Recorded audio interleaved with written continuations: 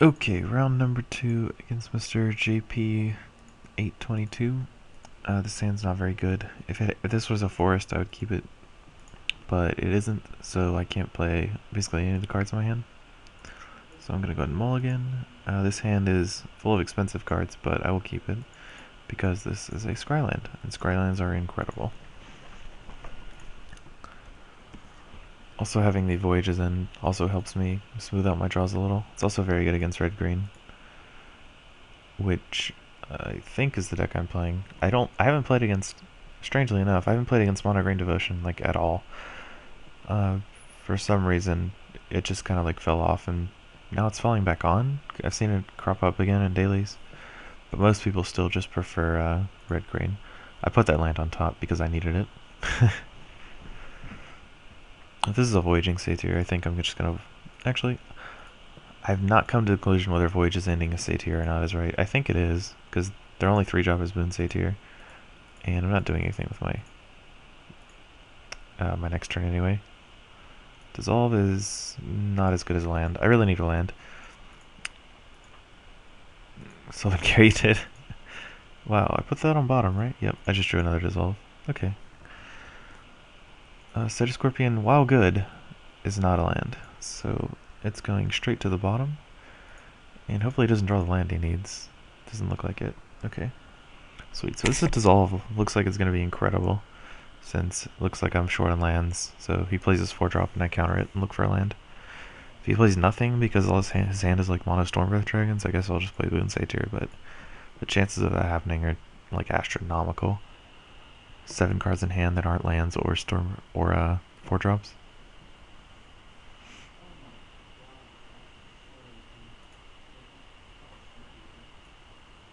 Let's see. Trying a Sylvan Caryatid would be pretty good too, just because it's also a land. It gives me a little blocker for in case I need it, just to buy a little extra time. I don't anticipate needing it right now, but like a little down the line. I want him to place 4-drop so I can dissolve it and we can go on with my life. If he plays a Stormbreath Dragon here, I'm going to be ecstatic. No. Okay. Well, Pulse Crush is pretty annoying too, since I can't even block it with Boon Satyr. And it tramples over Sedge Scorpion. That Master goes on the bottom pretty quickly. And I'll take one of his Satyr. I did not draw a land. Despite all my best scry efforts, I can't seem to draw land. Another Pulse Crusher really sucks for me. I'm going to play Boon Satyr anyway, because there's no reason to hold 2 of them. I'll probably hold the second one to try and race him with a Prog Sphinx or something. This is pretty bad. If I can't draw land, I'm not going to be able to do much, so... Even playing a Sphinx, I'd be able to block his Crusher a little bit. Because when he monsters it, I won't, but... Can't plan for that, I don't think. Can't block that. It has pro enchantments. Boon Satyr is an enchantment. This is Nagos. I assume he just makes a guy here. I mean, he could make mana. And then untap his Satyr. Or untap a land and play a 4-drop. Which is pretty bad for me. Pelucranos. I'll play the second Satyr just so I can double block his Pelucranos. Gosh.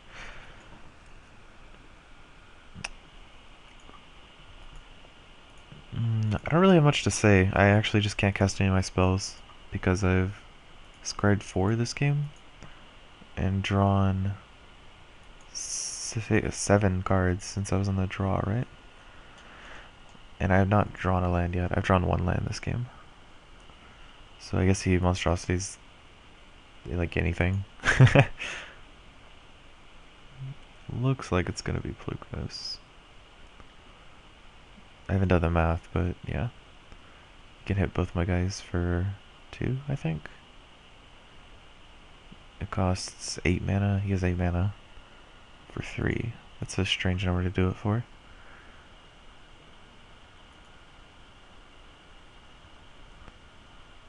It's a very strange number to do it for. actually. Why would he attack with Blue Krynos? Okay. He just wanted to waste a card. No. Okay, I see. So this puts me to like dead to everything. If I draw land here, I still can't do anything. Like I play Voyage's End. It's not a land either. So I just didn't draw anything that game. I need to draw lands a lot earlier than I did. Boon Satyr is like the worst card in this matchup by far. Voyage's End is a card I want. Bow is a card I want. And Curse is what I want. I took out a Bident because you really only need one. The two against this deck is not that good. And I'll put in a Hunt the Hunter. This Hunt the Hunter might become a Curse of Swine eventually. I haven't played enough games with Curse of Swine to determine if it's the real deal or not. I would like to play first. This hand's... if one of these were a Scryland, I think it'd be an easy keep, but... with this hand, I'm not sure. It just seems really slow against his average draw. He plays a lot more mana dorks than I do. And Polukranos is not that good against him, so I think I'm just going to mulligan it. Go to 6, and go to 5. And I'll keep this one. The 6 card hand just had no lands in it, so it's not too hard to not keep that one. I'm going to keep that land on top. Because I would like a 4th and 5th land at some point. Now I'm looking for a profit. I'm going to bottom this because I only need one more land. This is a Caryatid. He's learned his lesson from the Satyr last time, apparently. I'm not going to play the Caryatid because I don't want him to play his Bolus Crusher or Polukranos. That's fine.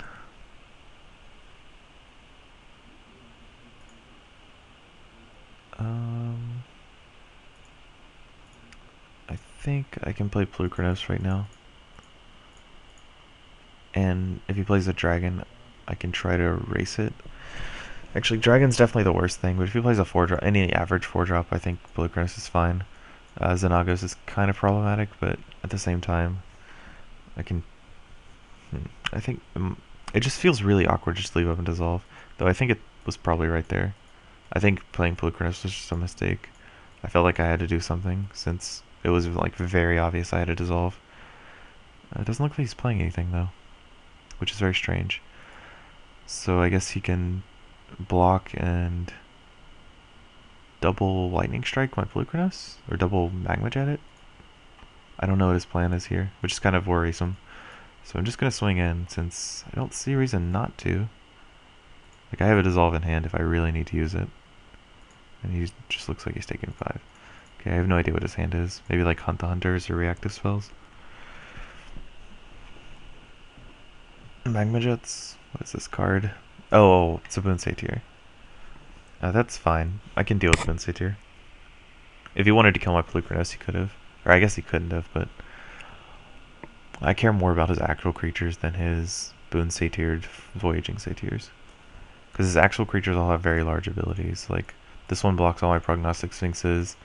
The Stormbreath Dragon has flying. Prognostic Sphinx, there we go. And with Curse of the Swine, I can always get rid of his guy.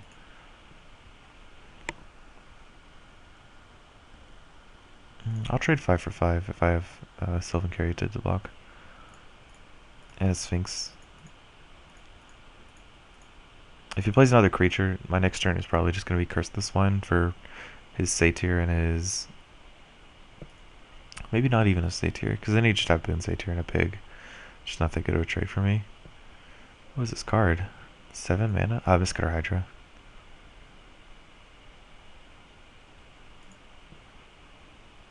Okay, that can't be Cursed of the Swine. Curse of the Swine? Cursed. Not sure.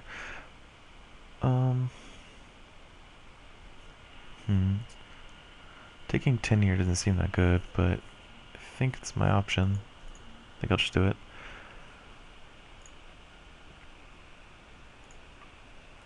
Such Scorpion's a very good draw.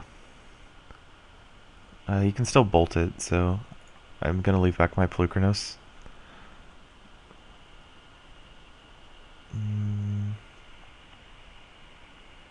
I definitely want the Sedge Scorpion, but I don't know if I want the Voyage's End. I don't want the island for sure. If I keep Voyage's End, so I draw a Sedge Scorpion next turn, I can block his whatever he has left. But Voyage's End doesn't really do that much for me. It'll bounce a thing. I think I do want to keep the Voyage's End. It scries and it can buy me some time while my Prognostic Sphinx attacks him. And if I don't want it next turn, I can just put it on the bottom.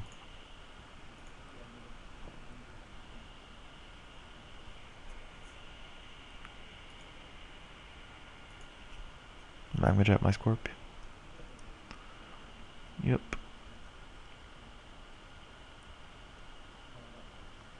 I'm gonna block here and here. And I'm gonna pump up my Plurignos by... I think I can do it for 2. I'm not gonna hit any of his creatures because that will just kill my Plurignos. And I'm sorry it's bugging out like this. The only way I've figured out how to fix it is by making the gameplay stage a little smaller. Okay, so I'm just going to do it to nothing. You can hit cancel and just choose 0 target creatures. Or, excuse me, you can hit OK and hit 0 creatures. So it's still dead to Magma Jet, but I get to just eat his Mistcutter Hydra. And there's the Sedge Scorpion. No, I could attack with my Plukrinos and he just force him to block with Sylvan Caryatid. But then if he has a removal spell for my Sedge Scorpion, I'm dead, so I don't want to do that. Bottom, we can keep the island, the Voyage's End on top.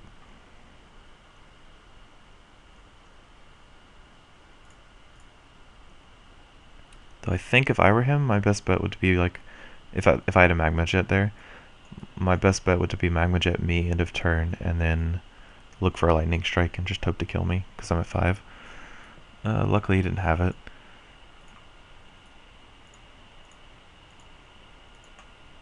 So I actually probably should have ordered the Master of Waves now that I'm thinking about it. But honestly, I don't know what Master of Waves comes in for. And it's not that good against Polish Crusher. Actually, it is good against Polish Crusher. It has per red. I don't want to board out a Bident Thassa because having a Bident with a Prognostic Sphinx and Sedge Scorpions are just huge. It's an extremely potent combo. Taking out Dissolves seems bad against his large creature deck. Like, this is the problem I have. I want Master Waves, but I don't know what to board out. I could play 61 cards, but since they changed that rule, but I don't think that's the answer either. Boarding out a Plukrinos makes my Hunter really bad, which is why I could like board out Hunt the Hunter for Master Waves. But if he's playing his own